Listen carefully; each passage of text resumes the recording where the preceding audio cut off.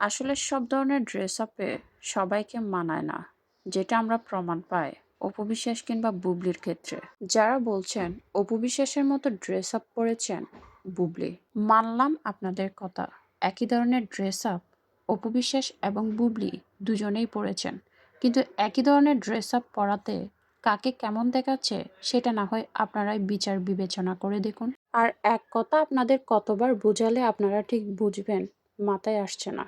আপনারা হয়তো জানেন না যে প্রতিষ্ঠানের হয়ে কোনো নায়িকা কাজ করেন, সে প্রতিষ্ঠানের লোকেরাই পছন্দ করবেন নায়িকা কি পরবেন আর কি পরবেন না। তাদের পছন্দ করা ড্রেস আপ কার সাথে মিলছে, কোন নায়িকার সাথে মিলছে, কোন প্রতিষ্ঠানের সাথে মিলছে, সেটা তারা চিন্তা করে দেখবে না। তাই বুবলির পরা কোনো ড্রেস আপ যদি অপু বিশ্বাসের সাথে মিলে যায়, তাহলে এখানে বুবলির কি করার আছে বলেন তো? আর একই ধরনের ড্রেস শুধু অপু বিশ্বাস পরতে পারবে আর কোনো নায়িকাই পরতে পারবে না, এমন তো কোনো কথা নেই। যে একই ড্রেস বুবলি পরেছে, সেটাতে বুবলিকে ঠিক কতটা সুন্দরী দেখাচ্ছে, কতটা সাবলীল দেখাচ্ছে, তা তো দেখতেই পাচ্ছেন। এই ধরনের ড্রেস আপ বুবলিকেই বেশি মানায়।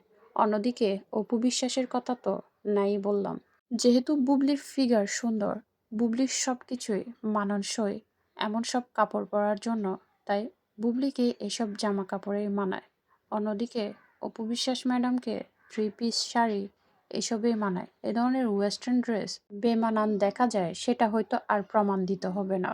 সেটা হয়তো আপনারা অনেকেই জানেন। জাস্ট এই ছবিটা দেখেন উনাকে ঠিক কেমন দেখাচ্ছে।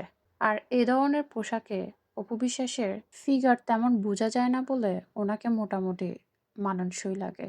কিন্তু ওয়েস্টার্ন ড্রেসে ওনাকে সব কিছুই বোঝা যায়, দেখা যায় বলে একেবারেই বেমানান লাগে।